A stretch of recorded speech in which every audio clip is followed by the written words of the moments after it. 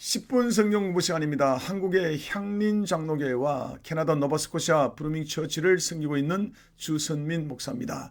저희들이 하나님의 나라의 관점에서 성경의 맥을 잡고 있는데요.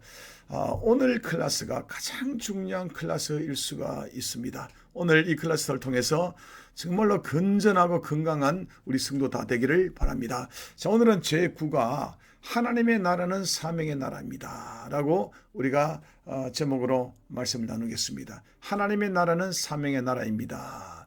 자, 하나님께서는 이 세상에 보이는 나라, 지상에 보이는 한 나라를 통해서 하나님 나라를 구현하도록 그렇게 계획하셨습니다. 그래서 한 사람을 택했는데 시조격이죠. 바로 아브라함입니다. 아브라함을 택해서 한 나라의 시조를 삼으셨습니다. 그리고 아브라함을 이렇게 삼으실 때에 두 가지 약속을 합니다. 이게 창세기 12장 2절에 나옵니다. 하나는 뭐냐 하면 내가 너로 큰 민족을 이루게 하고 큰 민족을 이루는 것. 두 번째는 복의 근원이 될지라. 복을 준다는 것. 큰 민족과 이 복 두 가지 약속하는 것입니다. 자, 큰 민족을 이룬다는 건 사명의 측면이고 복은 복입니다. 그래서 사명과 복은 항상 뗄래야 뗄 수 없는 관계로 붙어 있습니다. 마치 동전의 양면같이 그렇다는 이야기입니다. 그런데 여기는 우선순위가 있습니다. 앞뒤가 있는 거죠. 무엇이 먼저 나왔습니까? 사명. 그렇습니다. 사명이 먼저 나오고 그 다음에 복입니다. 사명 잘 감당할 때에 복은 저절로 충전되는 것이다. 이런 뜻이죠. 거꾸로 이야기하면 사명을 상실하면 복도 상실한다. 무서운 이야기죠. 자, 이런 케이스가 우리 구약 성경에 많이 나옵니다. 우리 잘 아는 출애굽 1세대.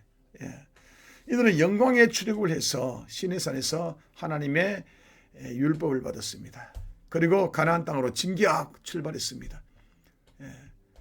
그런데 가데스 바네아에서 이 백성들이 모세에게 간청합니다.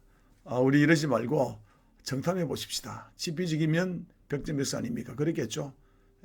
하나님 마음에 안 들었겠지만 모세에게 허락하고 결국 12정탐꾼이 가나안 땅을 40일간 정탐하고 돌아옵니다. 여호수아와 갈렙을 취한 10정탐꾼들은 그들에게 이 백성에게 이야기합니다. 보고하는데 정말 좋은 땅인데 근데 우리는 그곳에 갈 수 없다. 그곳에 있는 거주민들은 너무너무 세고 대단하더라. 우리가 그거 못 당해낸다. 가면 죽겠더라. 이런 식으로 보고를 했습니다. 그러다 보니까 이 백성들이 이 동료가 일어나고 완전히 폭동이 일어나 버렸습니다. 하나님이 나타나셔서 다 이걸 제압하시고 하나님께서 벌을 주십니다. 하루를 1년으로 환산해서 40일 이 정탐 기간을 40년으로 40년 동안 너희는 가나안 땅에 들어가지 못하고 이 광야에서 배회하다가 죽으리라. 그래서 1세대들은 다 죽어버렸습니다. 사명을 감당하지 못하니까 이 복을 상실해 버렸습니다. 출애굽 2세도 마찬가지입니다. 여호수아를 지도자로 해서 출애굽 2세들이 가나안 땅으로 들어갑니다. 들어갈 때 하나님께서 계명을 주셨습니다. 너희는 그곳에 있는 모든 민족들을 전부 다 진멸하고 그리고 그들과 교류하지 마라. 우상 숭배한다고 염려 때문에 그랬겠죠. 그런데 이들은 어떻게 합니까? 가서 하나님의 말씀을 깡그리 무시해버립니다. 그러다 보니까 연이어서 330년이라는 영적인 암흑기대 사사시대가 찾아옵니다. 이렇게 사명을 이렇게 잃어버렸더니 복도 잃어버렸더라. 사울 왕조도 마찬가지죠. 하나님 중심으로가 이게 정치하는 것이 아니라 사람을 포퓰리즘으로 사람의 눈치로 정치하다 보니까 사울 왕조 완전히 망해버렸습니다. 솔로몬도 마찬가지였습니다. 처음에는 하나님 중심을 썼습니다. 그런데 세월이 지나면서 이웃나라와 유화정책, 외교정책하면서 그 나라의 공주들이라든지 이런 사람들을 이렇게 왕비로 이렇게 맞이하고 이렇게 하다 보니까 그들이 가져온 우상 때문에 온 나라가 우상으로 물들게 됩니다. 이로 말미암아서 나라가 두 조각 나버리죠. 그리고 북쪽에는 말이죠. BC 722년에 아수르에게 멸망당해버리죠. 남쪽에는요, 유다는 BC 586년에 바벨론에게 멸망당해버리죠. 사명을 잃어버리니까 복을 상실했더라. 예수님 당시에 그 정치 종교 지도자 마찬가지였습니다. 이들은 정말 자기중심주의 사리사욕 때문에 영적인 눈도 멀어버리고 무지몽매해서 메시아로 오신 예수님을 분별하지 못하고 배척하다가 결국 십자가에 못 박혀 죽었습니다. 그래서 이스라엘은요, 이 사명의 촛대를 뺏겨버리고 말아버린 것이죠. 그리고 이 사명의 촛대를 누구에게 줬습니까? 오늘날 교회에게 준 것입니다.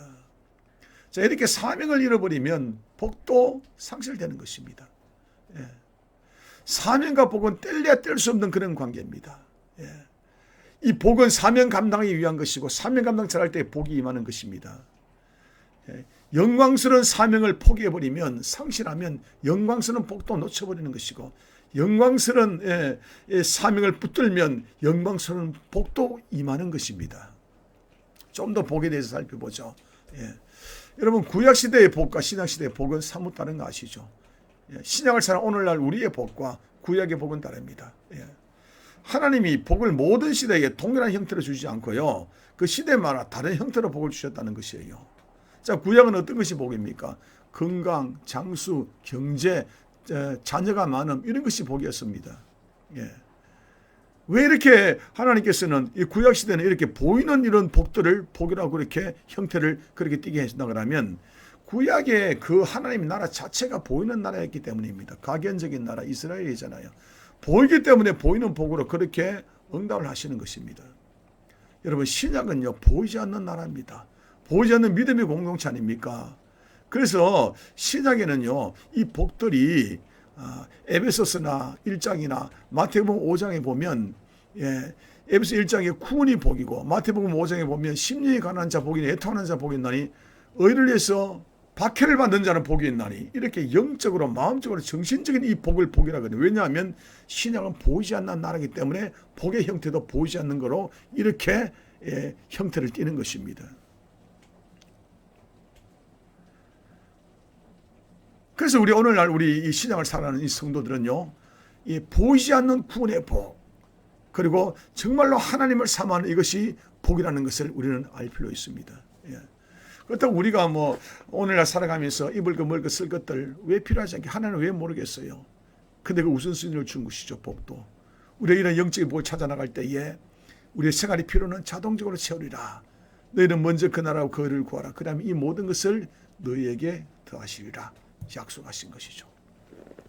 사명에 대해서 조금 더 살펴보겠습니다. 자, 창세기 12장 2절에 보면 큰 민족을 이루고 복의 근원이 된다 그랬잖아요. 자, 복의 근원이 뭘까요? 복을 많이 받는다는 겁니다. 그렇죠?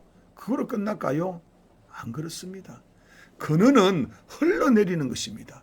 흘러내리는 것입니다.